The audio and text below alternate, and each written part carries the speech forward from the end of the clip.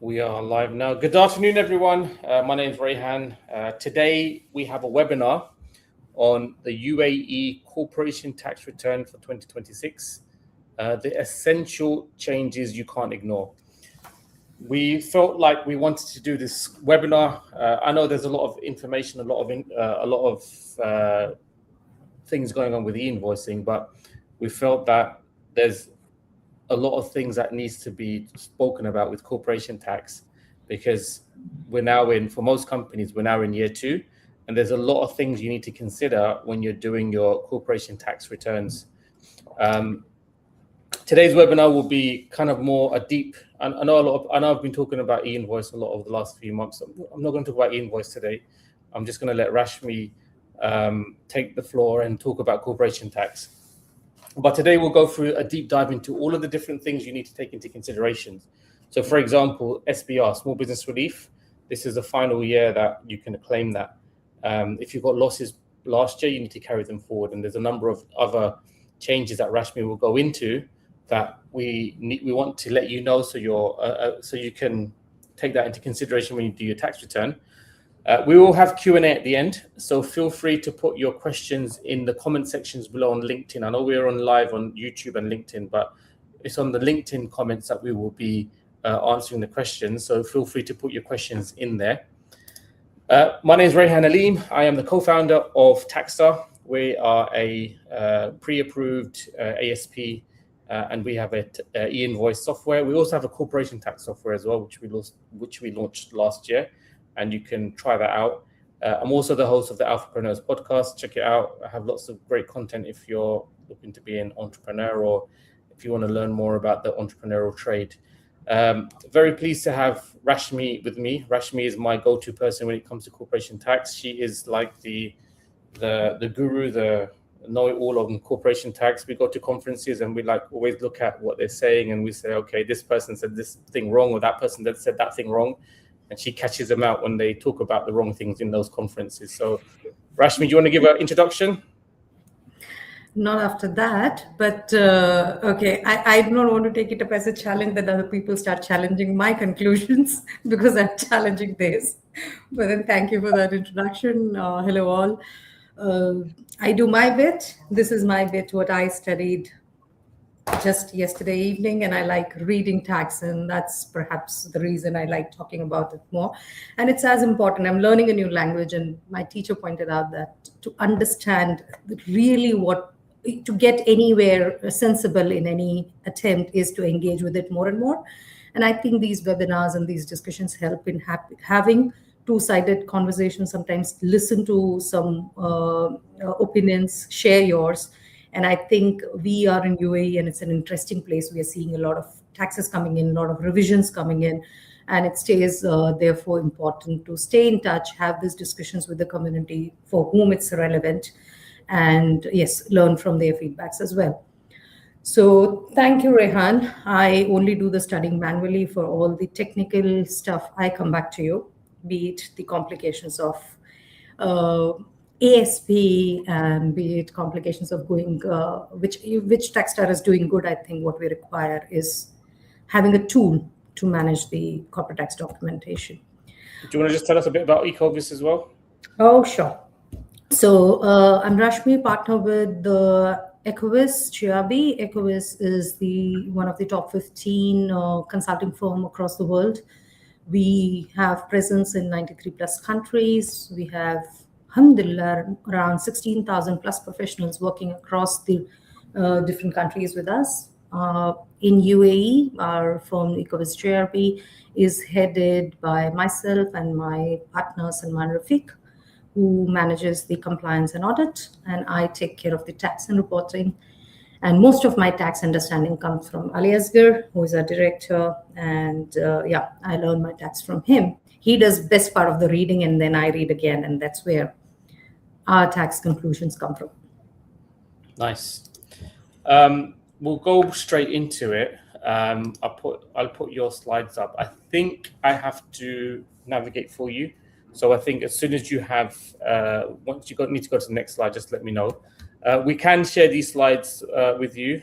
This session is recorded, so you'll be able to find it on YouTube You'll also be able to find it on LinkedIn, and we'll also share it to all the registrants after the webinar in terms of how to find the link as well.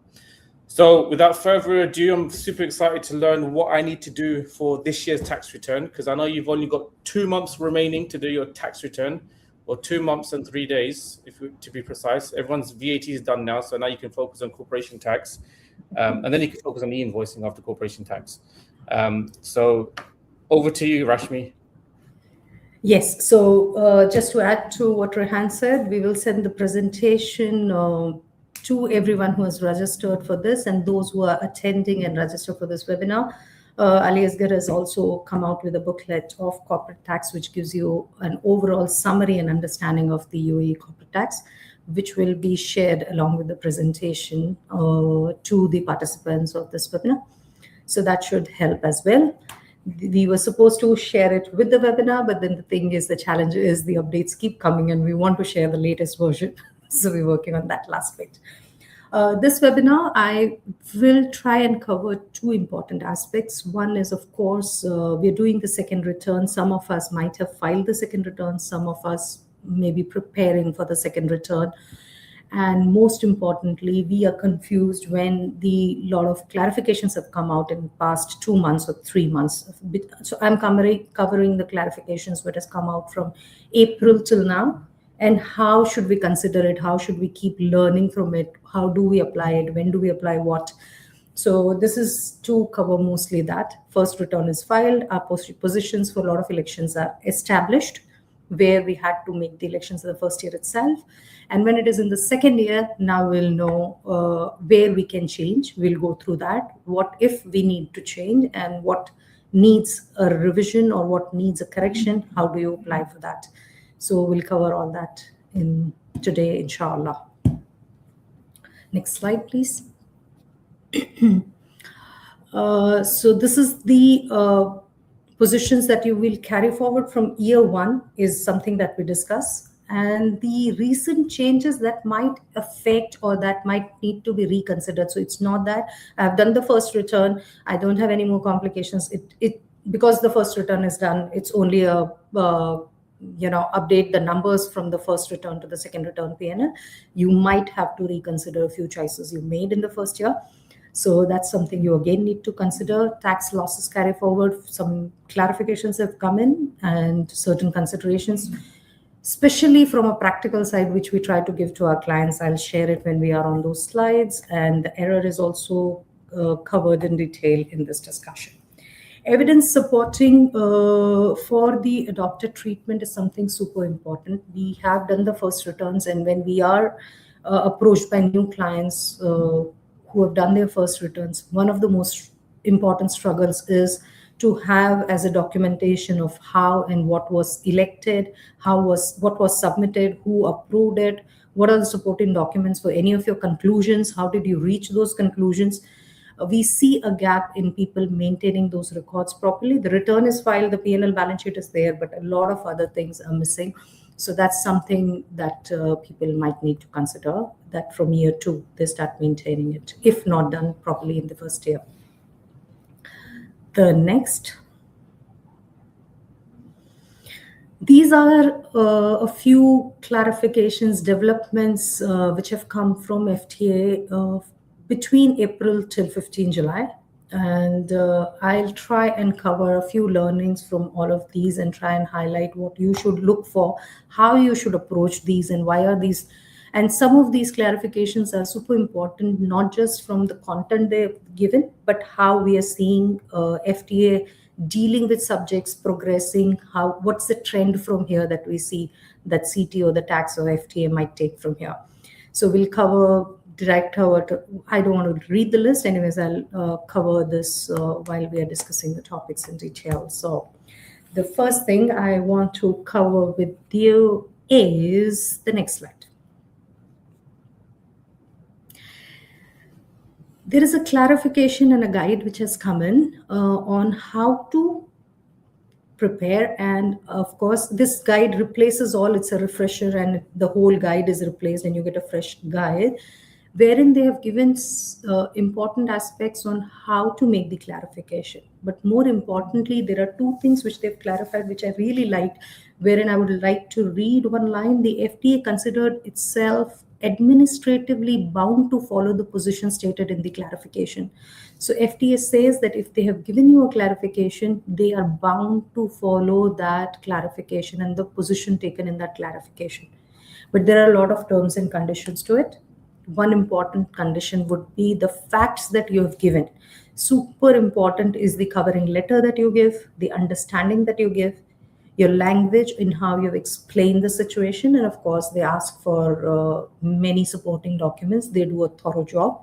And if they give you a conclusion, they are administratively bound by that conclusion. But this is subject to no facts changing after that. So if you had a contract based on which you took a clarification, and if your contract had any revision, there has to be an exercise done to see that any revision of the contract, what does it impact the clarification that you have obtained, and you might need to take a reclarification, or if you are unsure of the position based on that. There are two other important points which are highlighted here. One is that if FTA subsequently issues a public clarification, a guide, or other information on the same subject with an updated position, then that supersedes your private clarification, and FTA might not inform you individually about it. So it becomes super important that you keep following, like they have also issued a summary of private clarifications in July, dated May 26, in which they have given a lot of positions they have taken. Now, for whatever reasons earlier, based on your summaries provided, or maybe the law has been repealed, if the position given in these guides of private clarifications is contrary or an updated position to what you had sought clarification for, and the facts are exactly identical, then this clarification would stand true and your private clarification will be superseded. So this is something we need to, so once clarification is taken, first position is how to apply for clarification.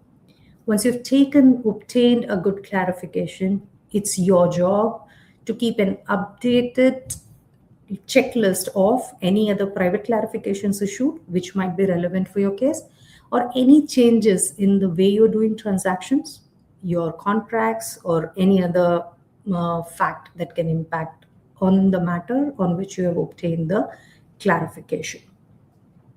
So just a question, Rashmi. So obviously, just to take a step back, clarification is obviously when you ask the FTA clarification of this particular matter in corporation tax, and then they respond back to you. Typically, I remember seeing one of the WhatsApp groups that one of the clarifications were published by the FTA. Were they all private clarifications?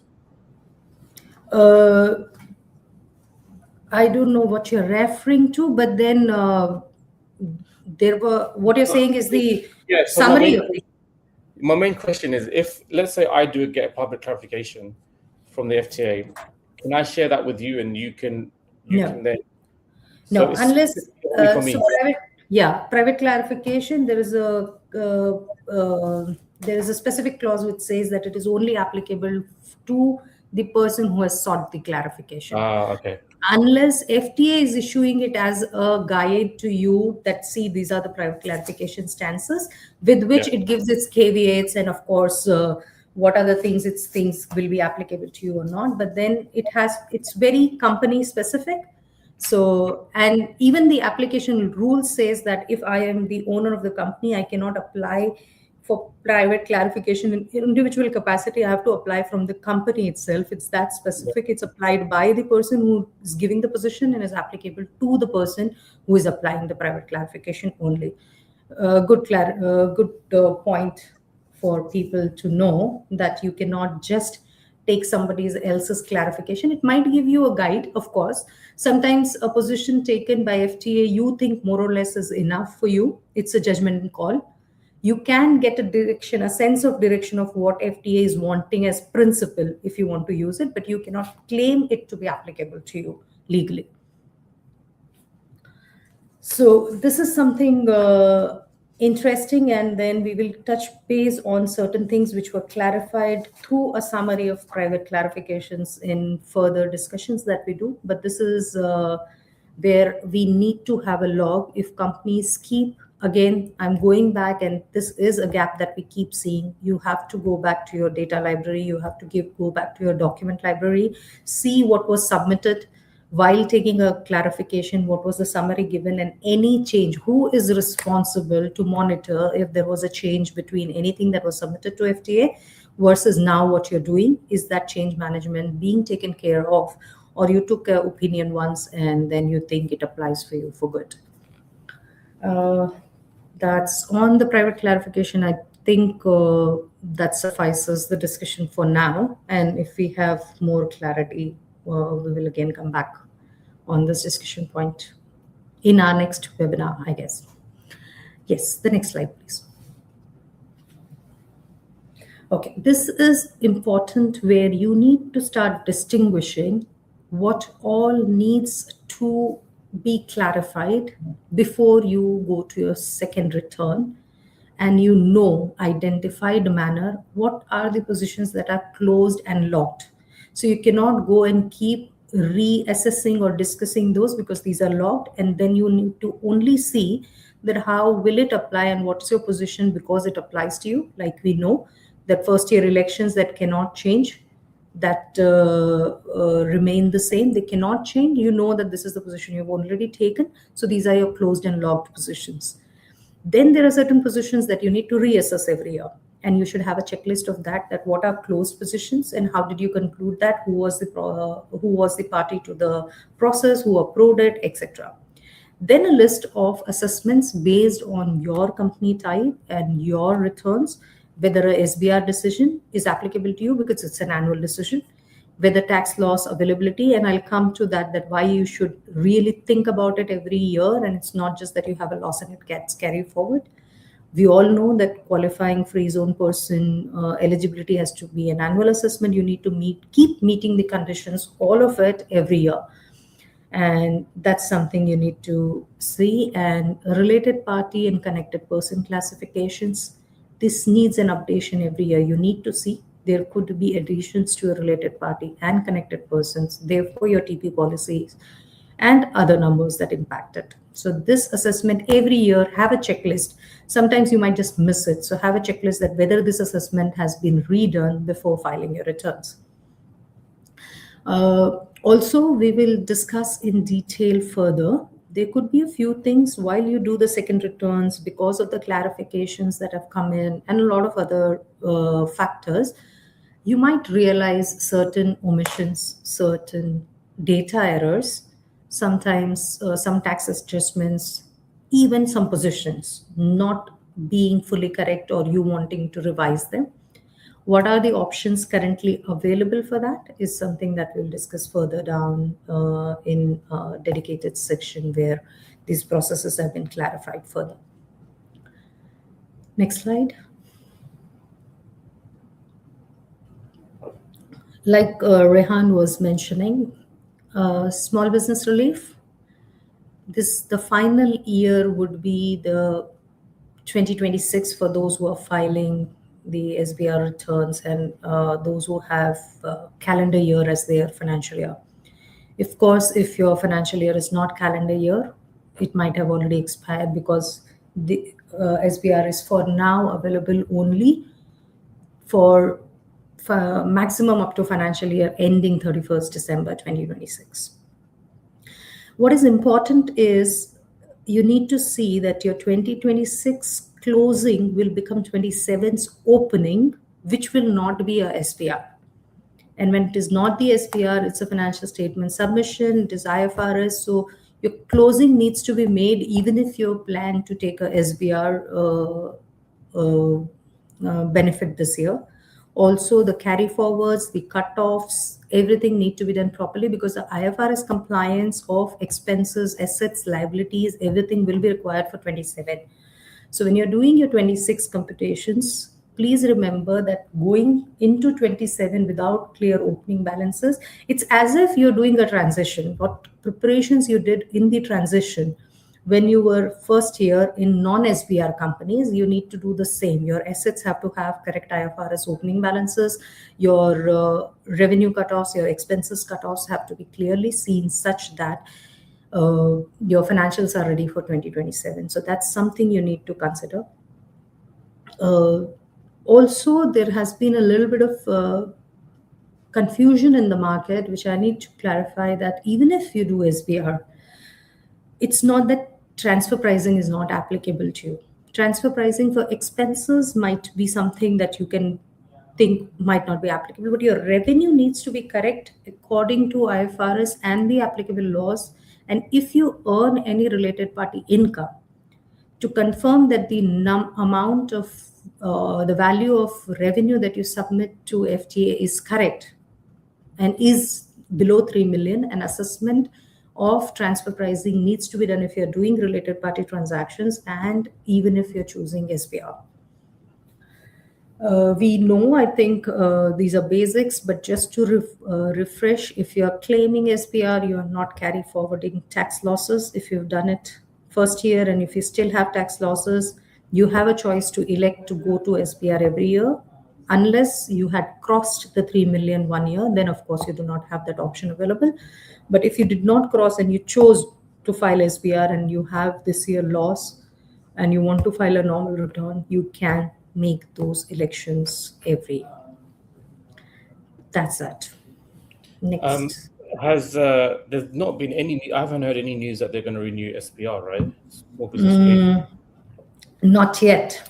So I carefully word those things that there's yet the position. I've heard a lot of chatter and a lot of discussion in the market, but I do not think there would be a revision unless, of course, because of these situations and other things, the FTA has to reconsider, because e-invoicing coming in your financials data have to be more aligned. Any which ways, everybody's accounts have to be more aligned and properly prepared.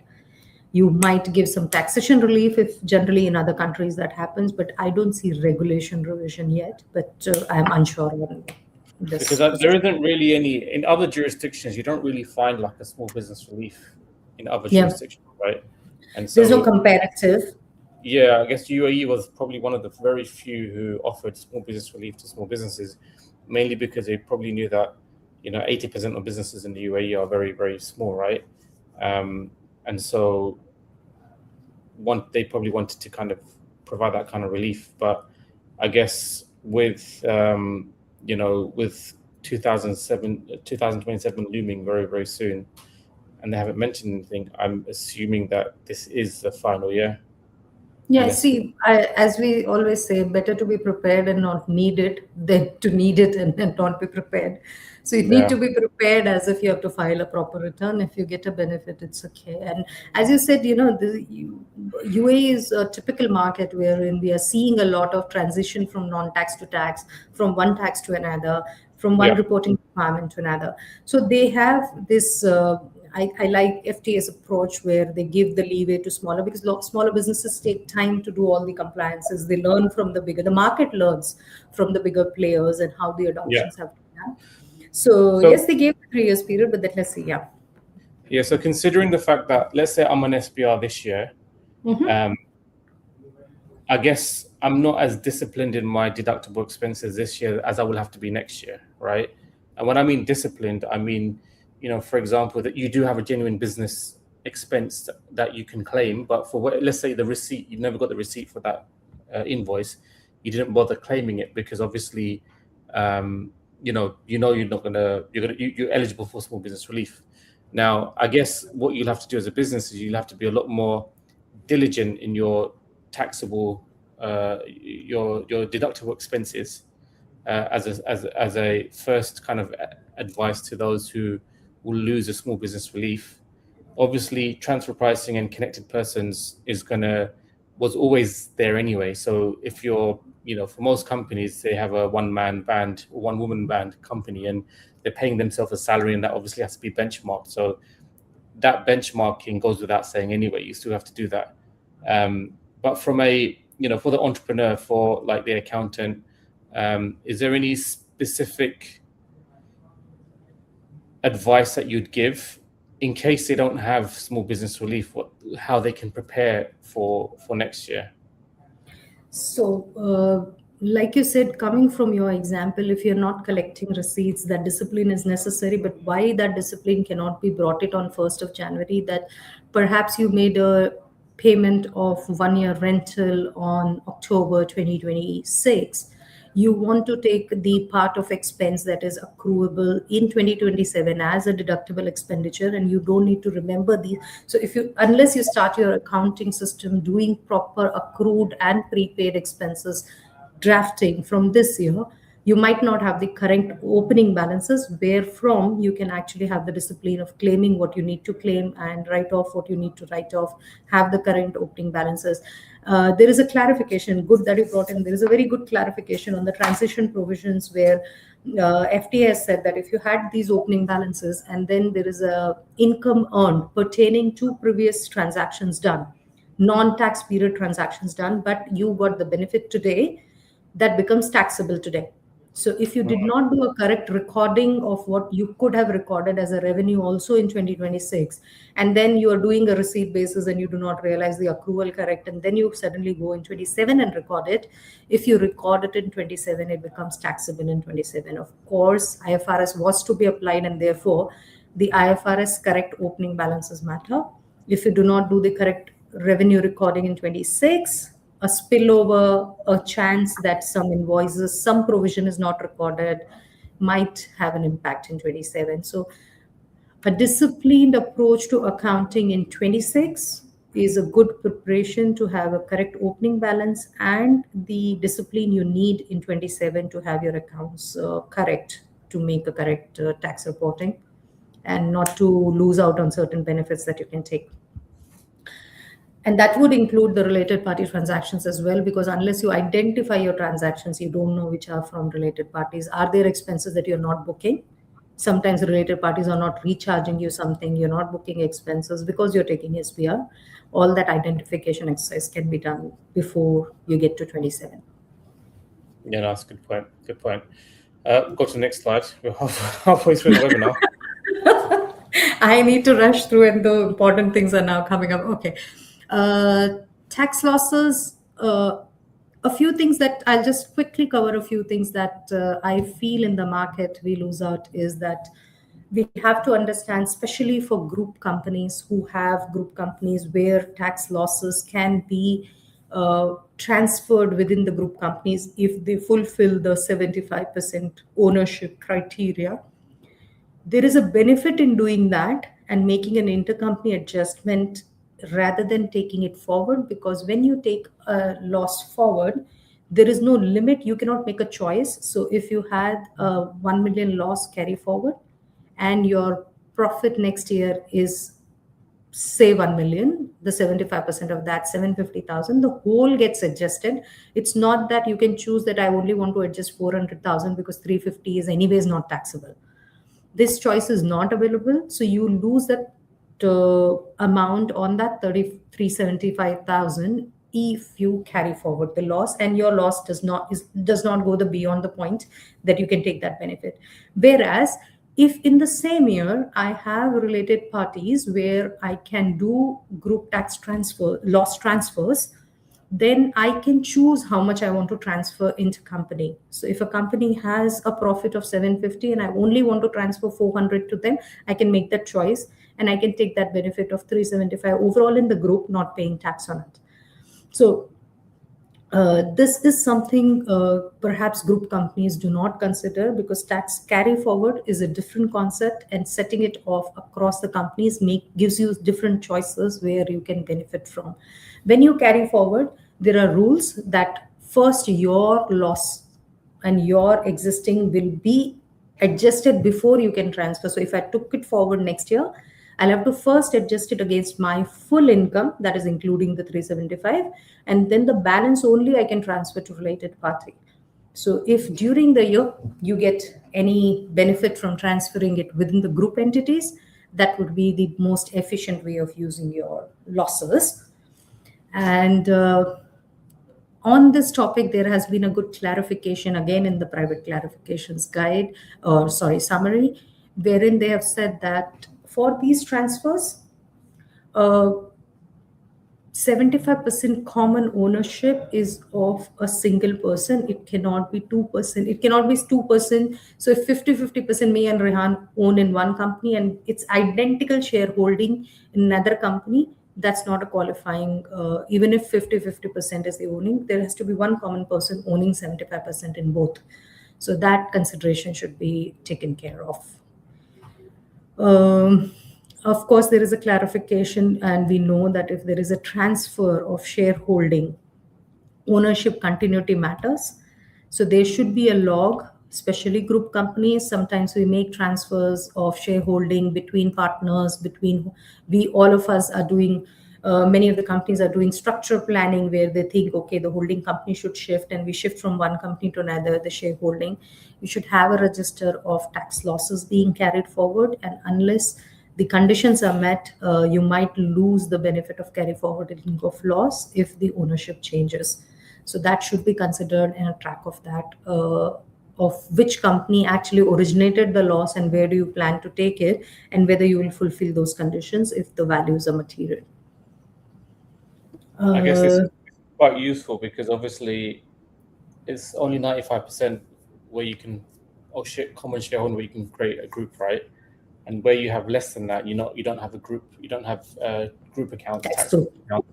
You can still have individual registrations for each of your kind of subsidiaries and sister companies, and then this then allows you to surrender losses within group companies as well. So there is a qualifying tax group qualifying tax loss transfer, which is available if you hold 75% common ownership. And we have seen practically in first year, many of the group companies not taking the benefit of this, thinking that they can only take the benefit if they're forming a tax group. Whereas FTA, the tax laws gives you a provision that even if you do not own, you do not form a tax group, between companies with 75% common ownership, same person owning 75%, you can make these adjustments. And the good thing about that is you only need to declare it in the return. You don't need to apply, you don't need to form a group, you don't need to pre-approve from the FTA. And if you adjust in one return, the other return you adjust up and down, and then that helps. So yes, this is something people should have used. We have seen a lot of companies not use it, but going forward, I think this could be very useful to plan your tax loss utilizations better. Yeah. Next slide. I think we need to rush a little. If we need to have, I need to rush a little, I think. This is the 75% ownership that I think have clarified. This is in the private clarifications that a 75% ownership, well, must be of one person. Therefore, 50-50 XY owning both companies, having same company shareholder will not give you this benefit. And the financial years have to be the same. But importantly, the end of the financial year has to be the same date. Why is this clarified? Maybe you have one group company, another group company is formed during the year. So the tax period starts from, say, 1st of March. But as far as both the tax periods end 31st December, because your first year period might not start 1st of January. Earlier, it was that the financial year has to be the same. So they have clarified that the end date has to be the same. So you understand that across the period, their period is Jan to December. It's only because they are formed during the year that their financial year don't exactly match each other. That's that. Next slide, please. By the way, you're getting a lot of technical Q&A, so you're going to have fun in the Q&A session. Okay, so I need to at least have time for Q&A sessions. I'll try and be as fast as possible. These are really interesting questions, so thank you for asking these questions, because not only will it benefit you, but it will also benefit the others as well. I want to clarify something. Yeah, I want to clarify something. If we cannot, for any reason, attend to all the questions, which might be possible, we can do one thing. We'll be doing one more webinar. But before that, wherever possible, we'll try and reach out and try and clarify your queries as well. Okay, going forward. Distribution activity, this is something that I really want to highlight on, though it is applicable for the period tax period starting from 1st January 2026. So might not be relevant for the return filing of 2025, but it's a very important step and a direction marking that we see how FTA is approached. For distribution activity, FTA has prescribed and asked for a special agreed upon procedure to be performed by auditors to qualify for distribution activity. This report has to be submitted within 30 days after the due date of filing of return. Now, 30 days is from due date of filing the return. So even if you pre-file the return, your due date is 30th September and you file it in August, your due date still remains 30 days from the due date of filing the return. What's FTA asking here to do? It's asking an agreed upon procedure, and it's asking you to review certain data, which we'll see it on the next slide.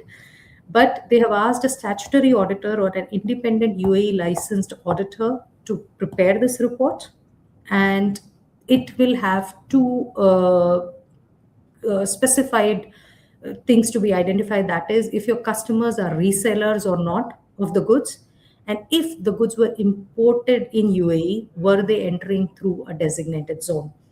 And this is a very important direction. We do not have tax audits. We do not have a full-fledged tax audits, but this is a good indication that on qualifying matters, they might ask auditors to confirm, review, and submit the reports. That's a very interesting point, right? Because it's not them who's going to audit. They are seeking auditors to do the audit work on their behalf. Yes, and what I liked in the next slide, before I come to that, one consequence, as you said, the consequence of non-submission within 30 days of this report is that it will be considered that audited financial statements are not submitted, and your qualification for distribution activity might not be staying good. So that's very important that this will have to be met. And why is it important to discuss it today is, though you will submit this report next year, you need to be prepared for it from this year onwards, because this is the year which will be audited. The documents that will be required for it, you need to have it to demonstrate to the auditors. And here, what is, if you go to the next slide, please. This is what is important. It's not just that they have said AOP, we all know it's an agreed upon procedure with the choice of procedures to be agreed upon between the person issuing the report and the person asking for the report. Here, the FTA has prescribed the procedures to be performed, what is to be reviewed, and even the sample size. And they have even said that the samples have to be selected based on the top values as well. So it's not that I can skip out on this, and they have given a margin of error, a calculation of how the sample sizes have to be given. So the approach is very scientific, which is impressive. And there are two parts. One is that you have to have an evidence, a KYC of your customers, because distribution activities qualification depend on the customer's type. So you have to do a KYC, there has to be agreements, there have to be signed dated documents and declarations. And where you do the import, you need the import documentation as well. So this sampling technique plus identification of what needs to be reviewed and the repercussion of not submitting in time is something I really am focusing on, and how FTA will approach compliances going further. And the companies should ensure that they are collecting this document this year while 2026 is going on, because sometimes you need a KYC. In KYC, you need a declaration from the customer that they are not the reseller if you cannot establish it in any other way. And you might not be able to reach out to that customer next year, and this will lead in a non-compliance or a non-approval. So it is important that companies start preparing for it this year. Look at the guide, it's fully detailed, every document that would be required. Contact your auditors, what will be they asking for, and start preparing it this year. Contact your customers and start taking and keeping these records ready for review. Yes, Rehan. What is going to make more money this next year than I? We are sure hoping so. We studied a lot to do the audit license, right? So some time to get it back. Okay, another important one, I'll run through it a little faster, but then this is important where we know that directors and officers are to be considered related parties, but what has been clarified, I'll just keep it macro. What has been clarified is it's not the title, but the actual authority that flows with that position that will matter. So somebody named an officer, can they legally bind the company? Somebody named a director, Do they actually have a say in the board or an equivalent governing body is what would define whether they are director and officer, and therefore the connected person rule will apply to them or not. It's not just the job titles. Let's move on. I have a lot of ground to cover. Okay, this one is again important. There was this confusion in the market that when you make a downward adjustment because of the, first of all, what we need to understand is that to comply with TP for corporate tax purposes, it's not necessary that every company wants to adjust their books of accounts. So it's possible that I want to sell something to Rehan at 10K. I do not want to charge him 18K. So I want to do my business that way, as my P&L does not need to adjust to that. But FTA says that because the market price is 18K, you need to pay taxes on 18K. So I can make that adjustment in my return and not in my books. When you're making any such adjustment, which is a downward adjustment, where I say the opposite, that my expense is not 10K and 18K, and that will reduce my tax liability or my taxable income, there is what documentation as evidence you need to maintain and what are the requirements of that. You do not need a prior FTA approval for doing so, which was the conception in the market. Previously, you had to get approval, right, from the FTA for downward adjustment. Obviously, downward adjustment is when you sell something at a loss, basically, to a related party in a certain situation. I would say that, yeah, I mean, it's not just, it's not that I have sold something at a loss. If I booked in the books a revenue of 18, but I say, no, the revenue should be 12 as per TP. And I want to TP adjustment, not accounting adjustment. Not an accounting adjustment. Wherever I think my taxable revenue would come down is a downward adjustment. And whenever I want to make a downward adjustment, only in the return adjustment, not in my books. When I'm making any downward adjustment while filing the return, there was a conception and there were some cases where it was said that a pre-approval from FTA would be required, and it is clarified that you do not need to make an FTA approval for that, but it should be that you have a self-assessment or a arm's length adjustment done, and you also need to see that the opposite party has done the reverse adjustment. So my downward adjustment has to be somebody's upward adjustment. So if it cannot be one-sided, and there has to be a reconciliation between your books and your tax return, because you are filing something in the tax return which is not there in the books, and then it might impact the receivable carried forward and a lot of other things. So you need to start preparing a reconciliation, have it ready if the FTA asks for audit, because whenever you make a downward adjustment only in returns, it's highlighted.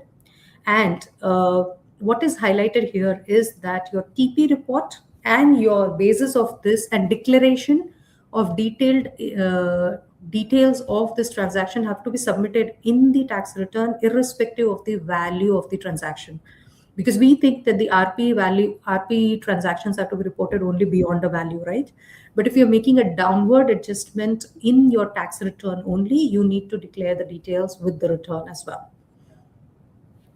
So this was something in the market that was not super clear, a little bit of confusion. So there is a confirmation of the position that has come from CTP 011, which has come very recently, and people should take benefit of it. Let's go ahead. It's already 43 minutes, I see. Okay. A few other private clarifications, positions worth retesting if you are using. Even for qualifying free zone person, the same rule applies, and people need to take note that to be TP compliant, you can make the TP adjustments in the CT return while filing the return, and you don't need to have your financial statements TP adjusted to qualify for free zone person. For being a qualifying free zone person, you need to comply with TP while reporting to FTA, not necessarily in your books of accounts. Participation exemption, the 4 million acquisition cost is an alternate to 5%, and they do not need to be an additional test that you need to fulfill. And another important thing, Saudi Zakah, which is 2.5%, is considered as Saudi company is liable to same level of tax, 9%, to get the tax benefit of foreign tax credit. and it is not considered as below 9% and therefore non-qualifying it. There are a lot of other interesting positions in the FTA private clarifications guide. I would recommend going through it if you are a free zone person, and specific activity wise clarifications are there. And we will try out to cover it in the next webinar as well, Rehan. There are some super interesting positions. Let's go ahead. Okay, this is something which needs a little more detail, but start looking into it. Real estate developer. If a developer goes with an individual and takes the landowner's land, develops and tries to compensate from the sale of the project, if there is a partnership element involved in that, that can be considered an unincorporated partnership, and they might need to go and register with FTA and pay CT on it. It's not that that individual remains as an individual unless that contract can clearly clarify that it does not take or does not constitute an unincorporated partnership. Substance testing, a lot of clarification given in the private clarifications. Substance testing, employees need not be specially, the visa is not the criteria. So if your company does not have the visas of the employees, is a related party employee still working in your free zone, can even meet the adequate substance. So visas are not per se the deciding factor.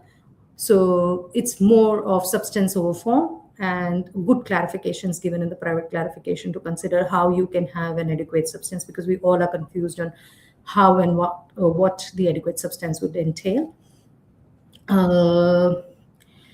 Again, all the activities like treasury, headquarters, these titles are not enough. They have given further clarifications on what can qualify as a headquarter activity, what would entail as treasury activity to take the free zone benefits. Next slide.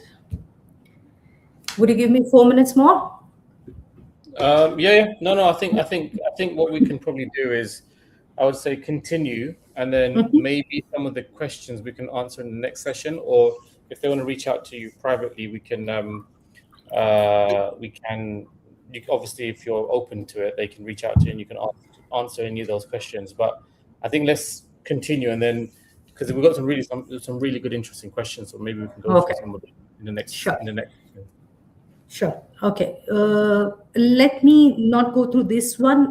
This is again the repeating of the first slide that I discussed in a little more detail. You need to know where is an error, what is a interpretation change, and what is a later change. When have you changed your position? Whether it's an error or whether this change comes from a potential change in the interpretation of law, and therefore how you will rectify it. That changes based on what is your conclusion. So again, there has to be a register of what do you think should need a rectification from your last return to now, what are the rectifications required, which category it falls in, and then you decide what can be the course of action to be taken in your second return. If you can go to the next slide. What is the deciding factor in the correction methodology given is that whether the tax difference, payable tax difference, is more than or less than 10,000 dirhams.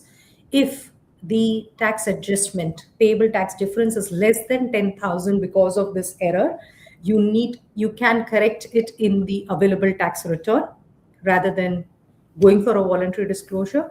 But if it is more than 10,000, then you will have to do a voluntary disclosure. The timeline is 20 business days from when you found out that this correction needs to be done.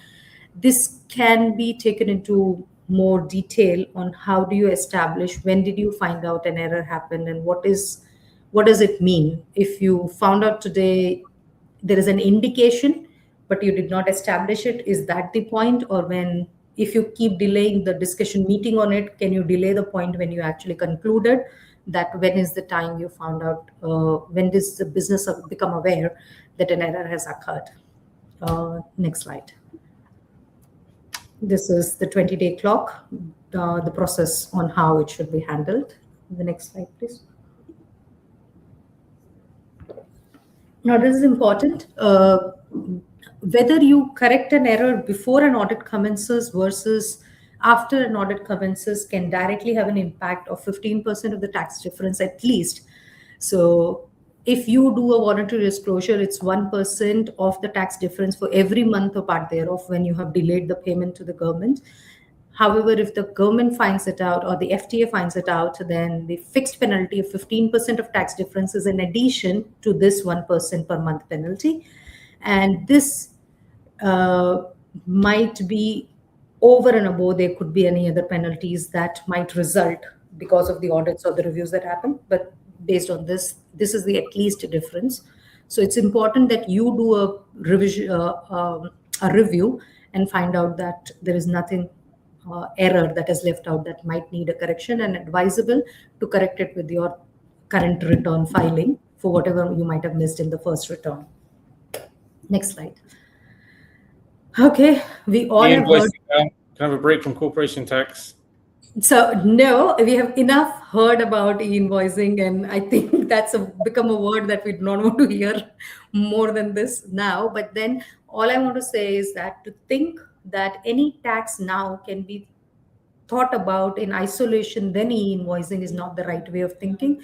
How you prepare your databases, how will the tax invoices be generated, how will it impact how will it connect to your accounting system, the accruals, the reversals, everything can have a tax impact. So I think it's the time when e-invoicing will bring in a sense that all the taxes have to be brought in together to see full compliance.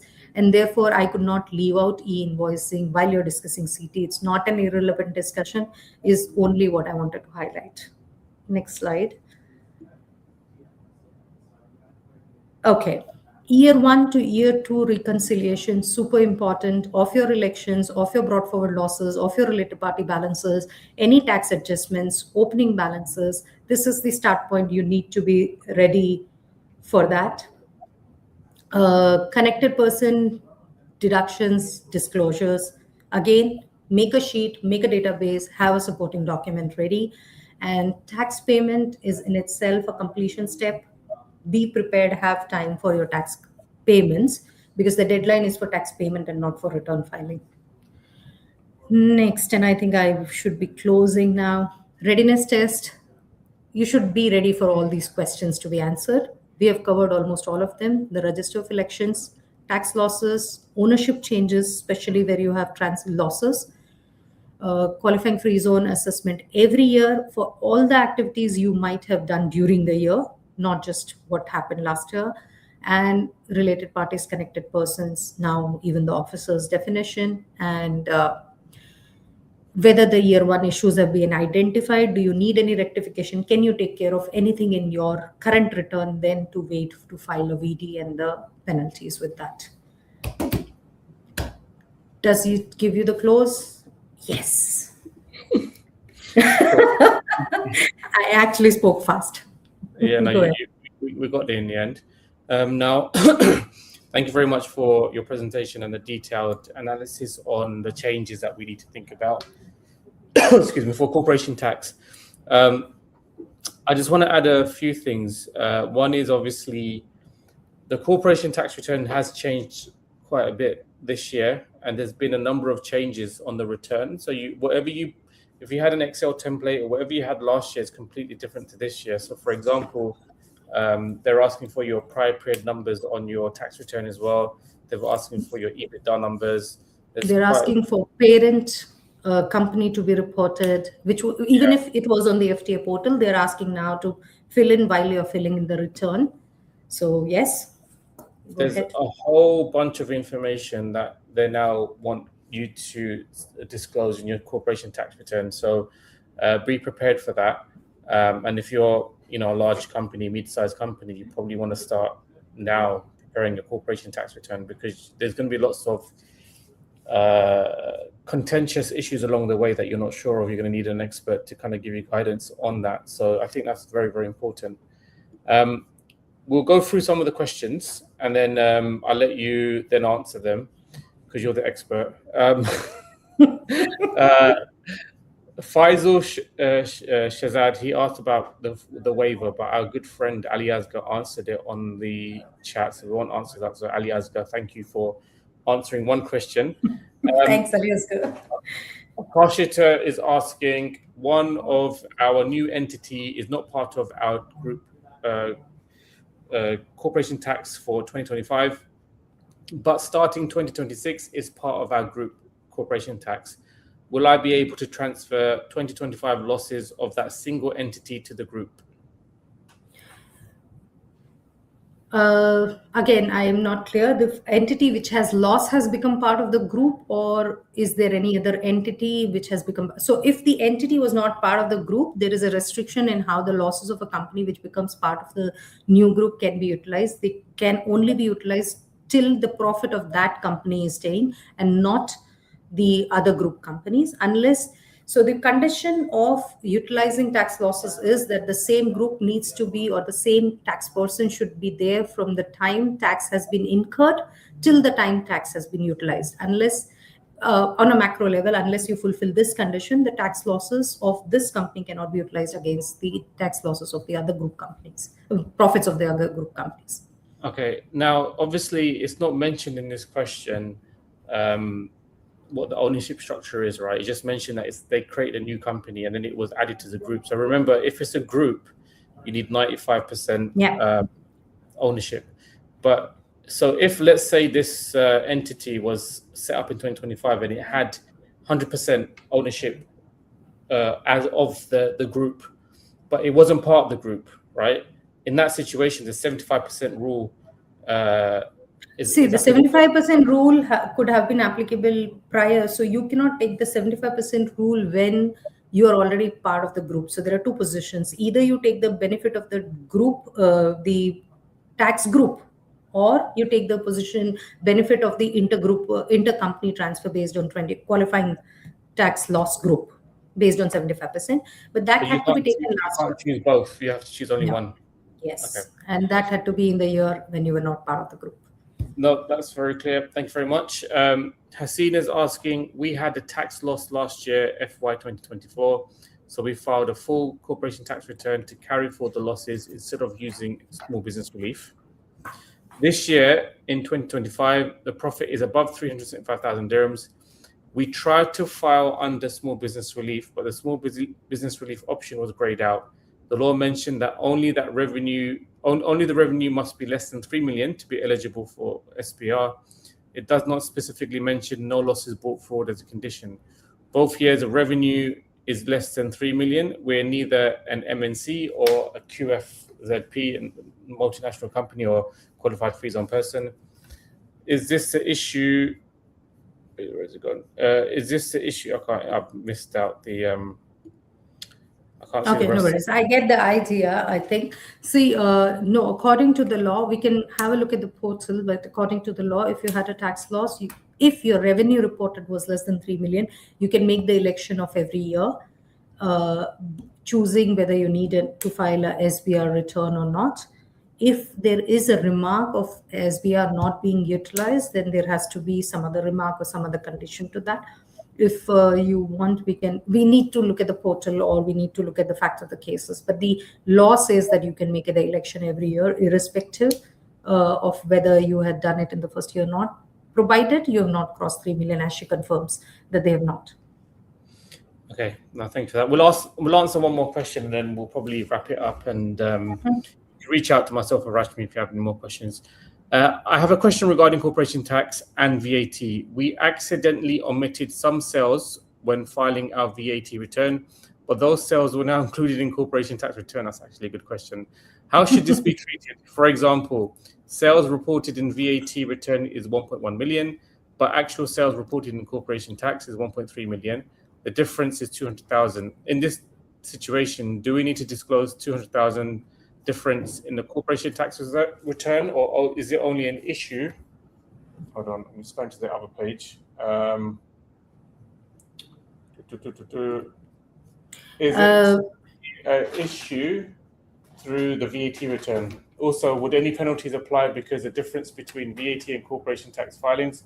I'd appreciate your guidance on the correct treatment. That's a good question. The correct approach is to report the correct numbers. So if your revenue accrual wise, so you need to understand the tax point of revenue in in corporate tax is as per IFRS. In Yeah. VAT is a separate tax point, which is your invoicing, service of provision, receipt, whichever is earlier. You need to comply on reporting of the revenues according to the laws applicable on that particular revenue. So if VAT was supposed to be reported, if you missed out, I'm presuming that it should have been reported for VAT and it has been missed out, has to be a voluntary disclosure and a revision has to be given to a VAT return. There's still, what I want to clarify is there still can be a difference between your VAT reported revenue and your IFRS reporting. CT return reporting is based on IFRS and VAT is based on different sets of rules. There can be difference, but error cannot be a reason. You need to have a reconciliation why your revenues are different, but there can be legitimate reasons to have the revenues different. But if you're missed out, it calls for a revision for your VAT reporting. No, thank you very much for that. We've run out of time. We're looking to do another webinar next month or in the next few weeks. If there's any topics you want us to cover, then our tax guru, Rashmi, is very happy to cover those difficult topics and answer these difficult questions. So she's probably the only consultant who's happy to answer difficult questions online, right? So be blessed. You've got to give her like some chocolates and flowers after this webinar for doing that. So yeah, if you have any topics you want us to cover, feel free to send myself or Rashmi a DM and we can cover it. We'll also, the questions that weren't answered this time round, we'll answer it then. So don't worry, we'll answer it in those situations. Remember, we're not giving you advice in this webinar. We're just giving you, based on the facts you've given us, we're giving you generic advice. So you're responsible on how you apply that. If you want professional advice, you obviously need to engage with a professional tax advisor. Rashmi is one of those, so she can advise, she can have an engagement with you if you want. Any closing remarks, Rashmi? No, I think what I can do is that we can propose one time in the next webinar where we keep the coverage lesser. And if we have enough questions unanswered between now till our next webinar, we can take the Q&As in specific and keep the discussion lesser. Maybe that would help a lot of other people listening to the actual use case scenarios and queries. Cool. All right. Someone's also mentioned benchmarking, so maybe we can do a benchmarking as well. Cool. Rashmi, thank you very much for joining us. I think next one you're going to be hosting, so yeah, we look forward to it. Sure. We'll meet in August, and till then, keep reading laws. Take care. But take